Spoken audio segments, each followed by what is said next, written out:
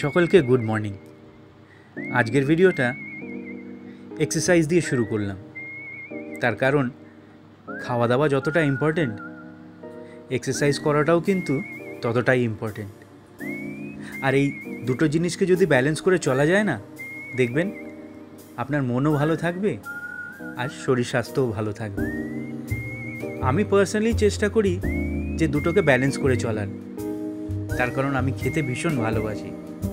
আর আপনারা তো জানেন, দাদা এত টেস্টি রান্না করে, সেই খাবার না খেয়ে কি থাকা যায়? তাই জন্যে অ্যাটলিস্ট 1 আওয়ার হলেও আমি এক্সারসাইজটা করি। আর আপনাদেরকেও একটা সাজেশন দিই, আপনাদের বিজি রুটিন থেকে হাফ অ্যান আওয়ার হলেও এক্সারসাইজের জন্য বার করুন, দেখবেন খুব লাইট ফিল হবে। আচ্ছা চলুন আপনাদের একজনের সাথে আলাপ করাই। ইনি হলেন মাস্টার ট্রেনার কাম আমাদের জিম ওনার। খাওয়া দাওয়া তো থাকবেই, সাথে একটু এক্সারসাইজের টিপ নেওয়া যাক। চলুন আপনাদের সাথে আলাপ করিয়ে দিই। Hi KD. হাই। আচ্ছা কেডি,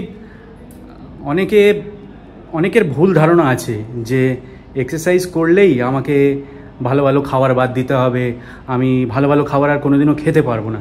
তো এটা কি সত্যি?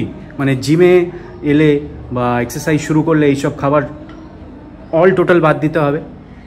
এখন ব্যাপারটা হচ্ছে ডিপেন্ড করছে যে ভালো খাবার কাকে বলে আর খারাপ খাবার কাকে বলে। সুস্বাদু খাবার আমরা যেটা বলি, সেইগুলো হচ্ছে লোকের কাছে, সাধারণ লোকের কাছে সেগুলো খুব ভালো খাবার। তো একটা জিনিস জানতে হবে যে আমি কি পারপাসে ওয়ার্কআউট করছি, আমার রিকোয়ারমেন্ট কি, ঠিক আছে? তো সেই রিকোয়ারমেন্ট অনুযায়ী আমাকে খেতে হবে। খাওয়া বাদ দেওয়াটা কোনো মানে ওরকম কোনো ব্যাপার নয় যে খাওয়া আমাকে বাদ দিতে হবে, আমি কোনোদিন কিছু খেতে পারবো না। না, আমরা ফর দ্য টাইম বিং আমরা কিছু জিনিস বাদ দিতে বলা হয়, বিকজ আমরা অনেক জিনিসে অ্যাডিকটিভ হয়ে যাই। খাওয়া তো সব সময়, কারণ খাবার হচ্ছে আমাদের হ্যাপি হরমোনস রিলিজ করে, ডোপামিন রিলিজ করে, এন্ডরফিন রিলিজ করে। তো সেই কারণে কি হয় কি, তো খাওয়াটা আমাদের কাছে খুব ইম্পর্টেন্ট।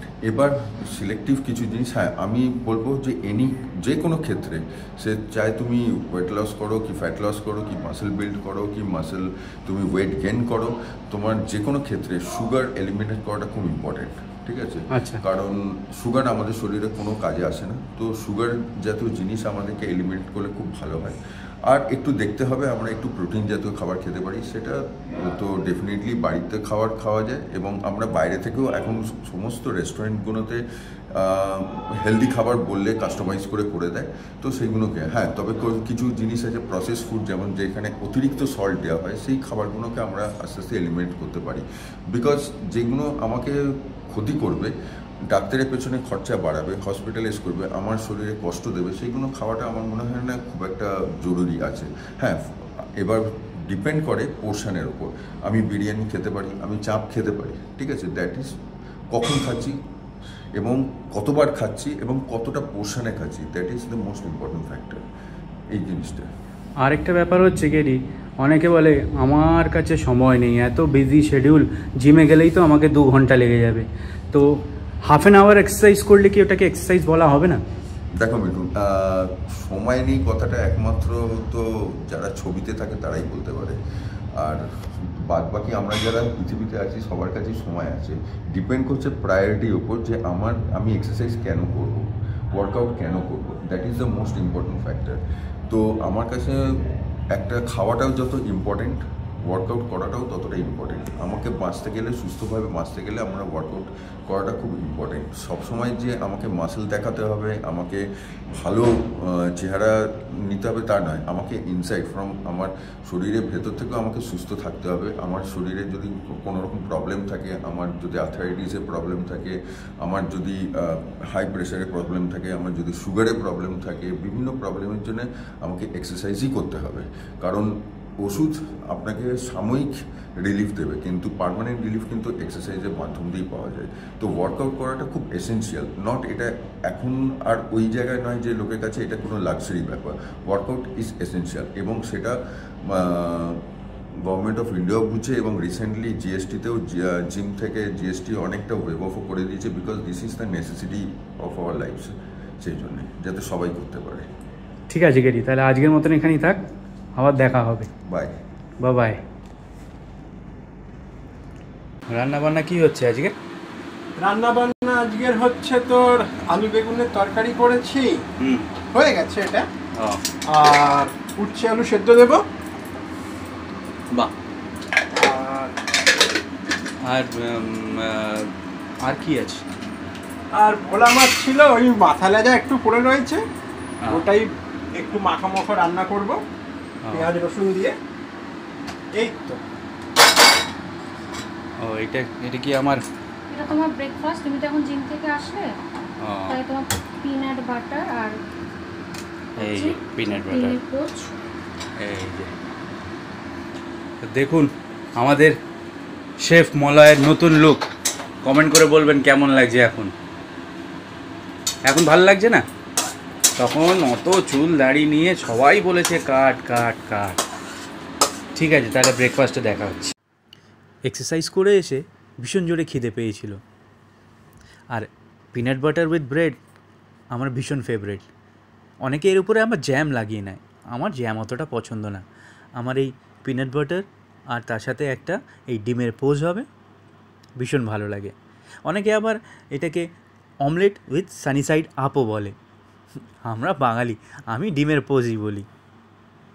আপনারাও ট্রাই করে দেখবেন, আশা করছি আপনাদেরও ভালো লাগবে। এই দেখুন মাছটা ম্যারিনেট করে রাখা হয়েছে, এইবার ভাজা স্টার্ট। কি সুন্দর দেখতে লাগছে না? আমার তো দেখে মনে হচ্ছে এই ভাজা মাছটাই খেয়ে নিই। আপনাদের কি ভাজা মাছ পছন্দ না ঝোলে দেওয়া মাছ বেশি পছন্দ? আমার দুটোই ভালো লাগে, যেহেতু মাছ আমাদের বাড়িতে অনেকই কম হয়, আপনারা তো জানেন মাংসটাই বেশি হয়। আর দাদার হাতের রান্না তো কিছু বলার নেই, আপনারা তো সবাই জানেন। ও মোটামুটি সবই রান্না পারে, আর সবই রান্না ভালোই করতে পারে। দেখেছেন কি কালারটা এসছে? আপনারাও কিন্তু বাড়িতে ট্রাই করবেন।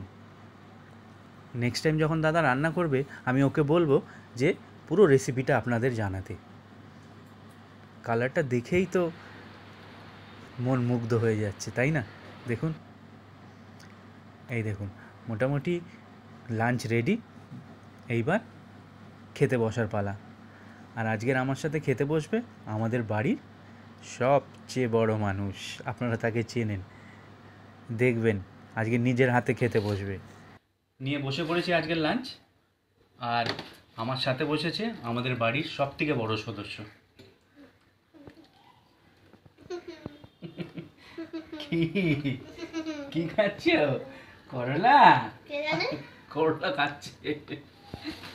চলুন তাহলে শুরু করা যাক। প্রথমে তেতো দিয়ে।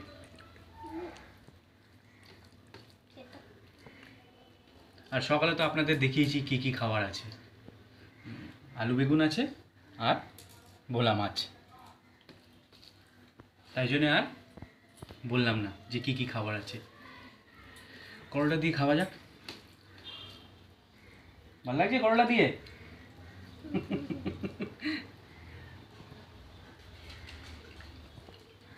আমার তো খুব ভালো লাগে করলা।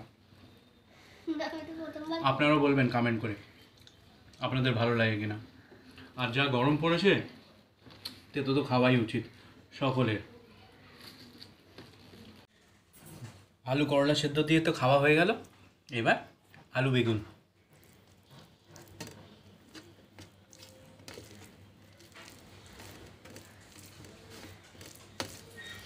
আলু বেগুনটা দেখে তো মনে হচ্ছে ভালোই হয়েছে।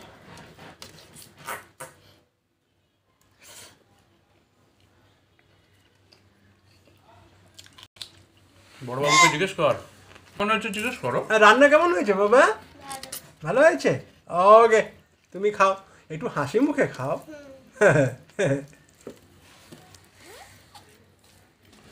তো এটা দিয়ে খেয়ে নিই, তারপর আবার ফিরে আসছি। আলু বেগুন দিয়ে খাওয়া হয়ে গেল, এইবার ভোলা মাছ। দেখছেন কালারটা কি এসছে? ওফ, এই দেখুন, এই দেখুন কি সফট, তুলতে পারছি না, ভেঙে যাচ্ছে।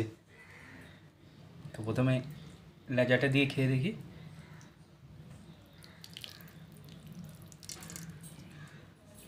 তা এখানে থাক, একটু কাঁচা লঙ্কা মেখে নিই।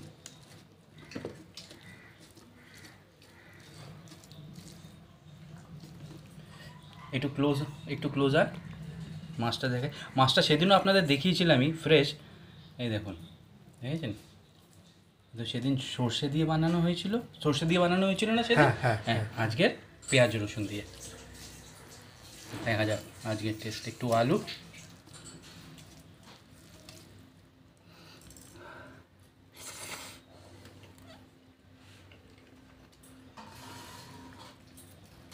কিছু বলার নেই, শুধু খেয়ে যেতে হবে।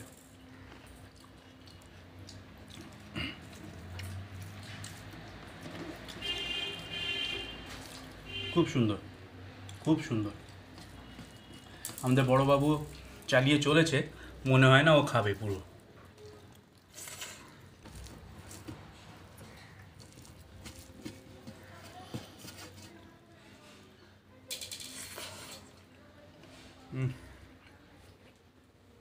মাছটাও যেরকম ফ্রেশ, রান্নাটাও থামস আপ।